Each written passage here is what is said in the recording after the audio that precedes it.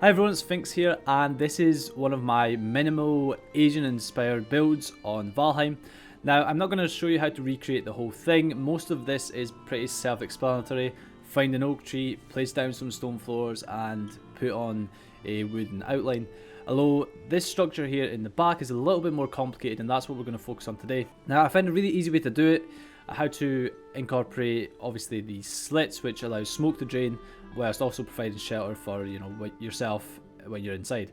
Now I'm just going to show you a little bit closer. I want to give you a prime example of the kind of thing you can build with this style that I'm going to show you, because I had a few comments on a previous video which basically said that I jumped into the how-to part of a build without actually showing you what it was we were going to be building.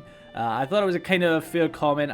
I did show some of it, but maybe not a long enough showcase to see if you guys wanted to hang around and learn how to build it. Now, hopefully that's enough of an introduction, so if you do like this video when you're watching it, please do hit the like button and consider subscribing to the channel, as it really helps me out and allows other people who like similar content to you to find this video. Okay, let's go. So once you've found yourself a location, I'm going to make mine just here in a footprint of around 6x6 or 7x7 if we include the path around the outside. And just to let you guys know, I'm going to be using creative for this build. I actually have been building this main base without creative, but for just the purpose of this video and making it easier to film and also quicker to film, I'm just going to do it on creative. So what you want to do is find your initial location, and then all you're going to do is come and grab yourself some wood beams, and I'm going to make this 6x6 for the floor plan of the building itself, but obviously you can make it however big you want it. Just remember that if you make it too big, you're going to have components at the top which are going to have difficulty holding any weight, and therefore obviously you'll have to maybe adapt this design ever so slightly just to allow you to make it a little bit taller or a little bit wider. Let's just finish doing this 6x6 around the outside, and then I'm going to plant a stone floor path just around the outside here. I just think this makes it look a little bit nicer. And also the stone floor is probably like the nicest component in the game in terms of minimal looking builds, because it's so smooth in comparison to, like the stone walls, for example, which I'm not the biggest fan of, to be honest. So I'm hoping that they bring sort of a clear stone similar to what we have here in the future, or similar to what we can find on like Minecraft and things like that. So once you've done the path around the outside, it's going to look something like this. The next thing you're going to want to do is identify the middle location of your floor plan, which for me is going to be 3 deep, and then we're going to have one here. So basically we want to identify locations for our center columns, which are going to hold the upper floors of our roofs. So once we have something like this, we probably actually don't need to put that many floor beams down. We're going to place some columns here and delete the rest of these beams because we did only use them for positioning. And all we're going to double check is that each one of these beams, when we look over them, they're blue, which means that they're touching the ground. This isn't important if they're standing on their own, because if they are standing on their own, they'll always be blue, because otherwise they would just fall down. But if you have other components leading to them, you really want to make sure that these are blue, especially before we start putting the floor panels in, because that's going to cause us some issues down the line if we don't. Having said that, the next step is to put our floor panels in. So I'm going to do this really quickly and snap ahead. Now, once you have the floor in place and these columns, you're going to want to decide how high you want your ceiling on the inside to be. Now, I'm going to choose around 2 high. So I'm going to just, like I said, I'm going to use creative to just speed up this process a little bit. Basically, every second block, we're going to place a column which is 4 meters high, or two of these bigger columns high. I think they're called the wood pole 2 meters. And when you're finished with it, it's going to look something like this around the outside, and in the center we'll have something like this. Now the next stage is to create our frame around the outside, so we're going to use our 2 meter beams for this. And it's only going to be out on the outside perimeter. We're not going to bother about on the inside currently, on the inside columns right now, because they're going to be used for supporting the upper floors. So these beams around the outside here are going to be used to support the first floor, and the columns in the center of the build are going to be used to support the 2 upper. So it's going to look like this when you're finished. And all you need to do now is come down, grab your 26-degree roof panels and just start to place these along the outside. Once you've finished placing your thatched roof 26 degrees and your O-corner thatched roof 26 degrees, it's going to look something like this, which basically means you've completed the first step of the build, which is securing in this bottom layer of the roof. Now, the next thing we're going to do is rely on these columns on the inside to support the upper two columns.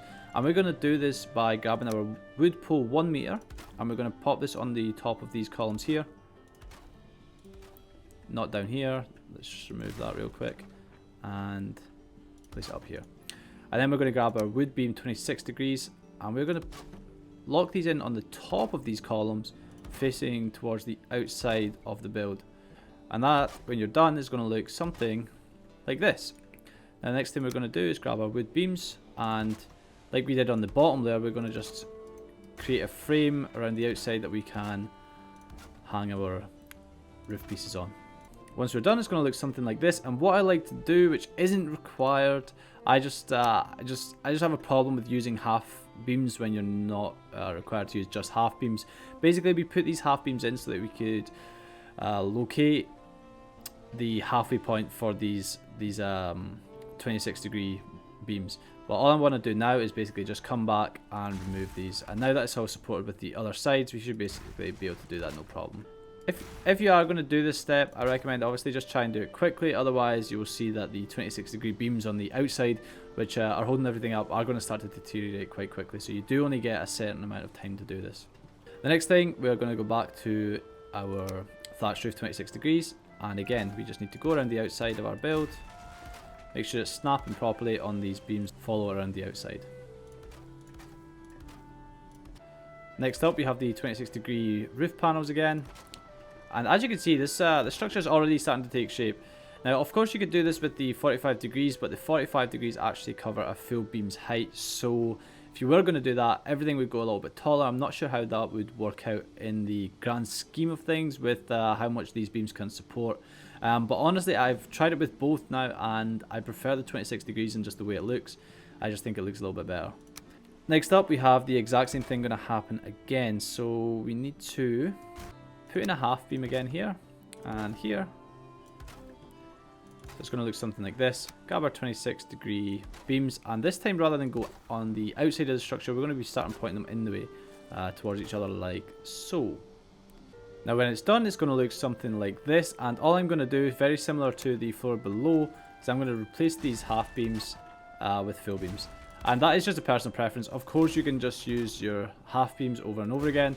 I just prefer to use as little components as possible. I think it makes it look a little bit cleaner and feel a little bit cleaner, especially if you go to add more pieces on after you've built the structure, because there's going to be so many more snap points, and I would just prefer not deal with that problem further down the line. So we're going to frame off the top of this the same we did with the other two roof layers, and then we're going to grab our 26-degree thatched roof, pop these in around the outside.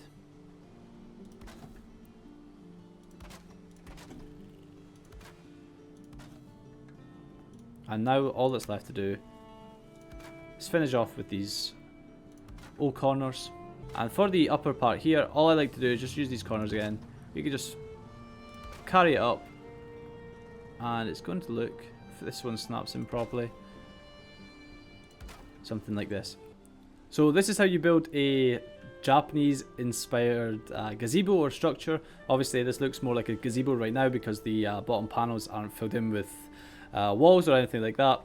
But hopefully you liked the video. If you did, like I said at the start, if you could like the video, that'd be a big help to me, and it lets other people who like similar content to you be able to find the video. And also consider subscribing to the channel if you haven't already. Thank you very much for watching, and I will see you next time.